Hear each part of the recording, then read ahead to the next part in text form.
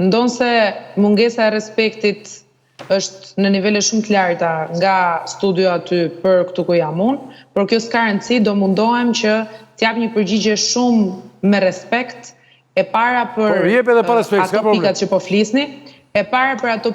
flisni, dhe e dyta për të qartësuar ata që po na dëgjojnë.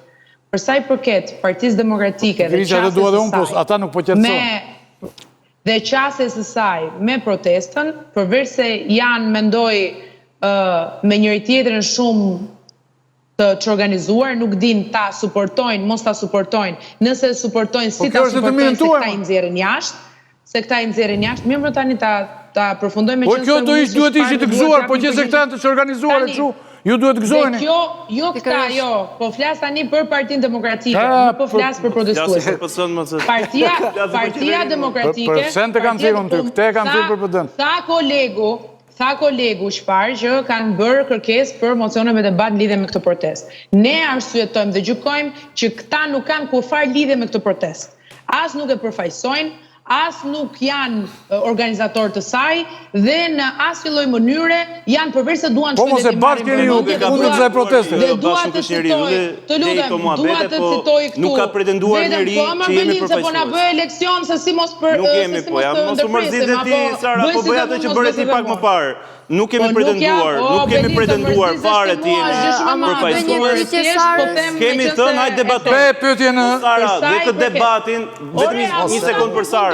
Deri në fund përpara se të më bëni një pyetje jam shumë e ngeshme mund t'i pres. Dhe këtë debatin që bën ti me mua tani Sara do ishte më mirë ta bëjmë edhe në kuvend. Fatma do të bëj pyetje. Kaq.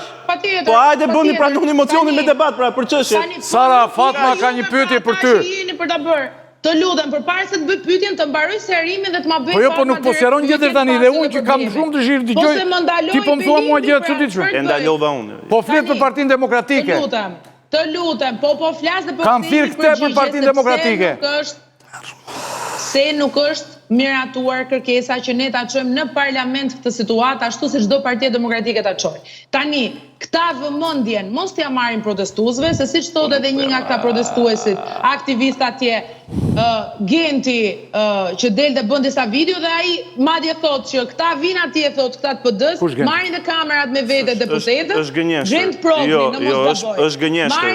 Jo, e ka thënë para pak çashët, po të nxjerr videon tani dhe thotë partitë e vogla. Dhe thot partitë e vogla, edhe nuk e përmend PD-n fare, përkundrazi.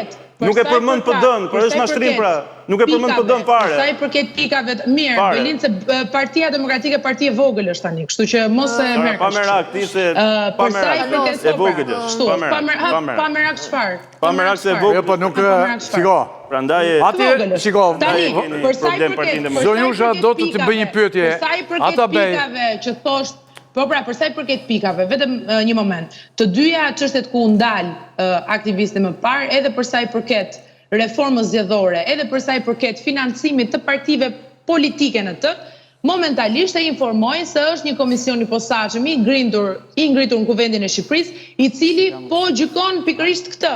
Janë me numrat barabartë të opozitës dhe jo më është një komision i përbashkët. Ky janë duke marrë dhe duke mbajtur shumë mbledhje ku raportohet, ku bëhen komisioni juaj, Sara, ku kërkohet. Komisioni juaj është ky. Komisioni i posaçëm për reformën zgjedhore. Për reformën zgjedhore, po thotë. Është edhe PD dhe PS. Nuk është i joni më, është i Kuvendit, është i Kuvendit. Komisionet, reformën territoriale. Ja, do të thënë shpëtohet kjo gjë. Për sa i përket, jo, nuk është pa lidhje ajo, dhe po i bën të gjitha detyrat e shtëpisë, qoftë ose bëjë dirit. Pra ju po i zgjidhin 5 pikat. Por, pa tjetër që edhe grupe ndryshme të interesit mund të vinë edhe të kenë atje dëgjesat e tyre publike. Për sa i përket frazës fundit që dëgjova, mediave të huaja, në fakt, interesi kryesor i mediave të huaja si kundër dhe duhet ishte për protestuesit, ka qenë specifikisht projekti. Projekti dhe kush ishin të involvuar tek projekti.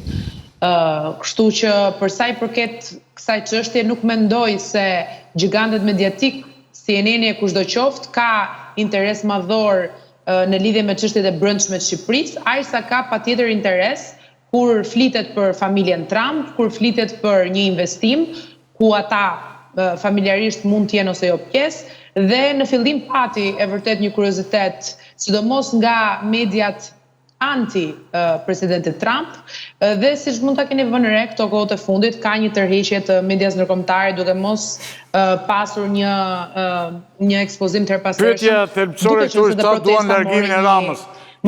Ju si e mendoni tani, Rama si ka fare këtë ide? Absolutisht jo, nuk e ka dhe mirë bën të mos ta ketë, sepse nuk mundet të kthehet në normë kjo situatë ku vazhdimisht të mund të dalin protestues në bulevard dhe t'i kërkojnë qeverisë të japë dorëheqjen e ta çojnë pastaj Shqipërinë në një rrugë të mbrapsht, sidomos në një moment ku Shqipëria ndodhet në momentin e saj më të mirë historik. Ne jemi gati për të mbyllur negociatat me Bashkimin Evropian dhe kjo do duhet të jetë në fakt angazhimi i të gjithëve. Kuptova, faleminderit shumë.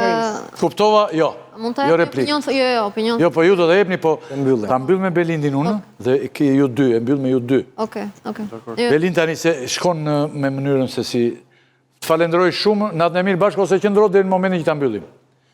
Po qëndroj se e di që do më shaj ndonjëri. Jo, nuk të shaj njeri pa merak. Nuk është ky objekti i misionit. Zoti Klliçi, do të ishte ky një moment mjaft oportun. Sara tha që Rama se luan topi Allamanit, aty do jetë. Edhe është edhe punë e Bashkimit Evropian që duhet të pranohemi patjetër, dhe ai do ndryhet për të pranuar etj. Tani për Berishën, a do të ishte ky një moment shumë i mirë që të bëjë një hap pas dhe të largohet.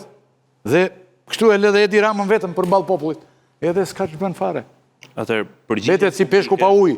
Edi Rama mbetet si peshku pa ujë. Përgjigjen publike të një nga kërkesave që thash edhe pak më parë, që ka të bëjë me kufizimin e mandateve për kryeministër, në vetëm 2 të tilla gjatë karrierës politike, zoti Berisha ka dhënë ditën e djeshme, që është një mesazh shumë i qartë. Mesazhi tjetër i qartë shumë ka ardhur nga data 30 maj, nga Kuvendi Kombëtar i Partisë Demokratike. Dhe për te mesazhet tuaj ne s'temi. Ku një sekond, në Këshillin Kombëtar të PD-s për herë të parë janë zgjedhur rreth 40% të rinj në moshën 35 vjeç, që kjo nuk ka ndodhur kurrë në Partinë Demokratike. Javën që vjen me shumë gjasa, kjo nuk është akoma zyrtare, por me shumë gjasa, ne do të kemi procesin e brendshëm zgjedhor për të zgjedhur le të themi kryesinë, sekretariatet e reja, dhe do të kemi një ripërtëritje të plotë të gjithë funksioneve kryesore në Partinë Demokratike, kur them ripërtëritje, pra një ekip me të rinj, me të reja, me akademik, profesionistë të rinj, të shkëlqyer, dhe pastaj se si voton Partia Demokratike brenda për sa i përket leadershipit të saj partjak, është një çështje që e zgjidhin antarët e Partisë Demokratike. Nuk e imponoi dot sekretari i shtetit në SBA, tham që e ka gabim, koha i dha të drejtë PD-s dhe u faktua që kishte drejt PD-ja. Edhe rënja në gradës, edhe eqja. Kjo histori e kanë zgjidhur demokratët e histori, kur nuk kanë përpas për sekretarin e shtetit Amerikës, besoj që nuk... Në fillim Edisoni dhe e mbyllë Fatma. Çfarë do të ndodhë në vijim me protestën? Ka paralimrit që në datën 4 korrik do të një protest tjetër e madhe si që ishte ajo të shtunës?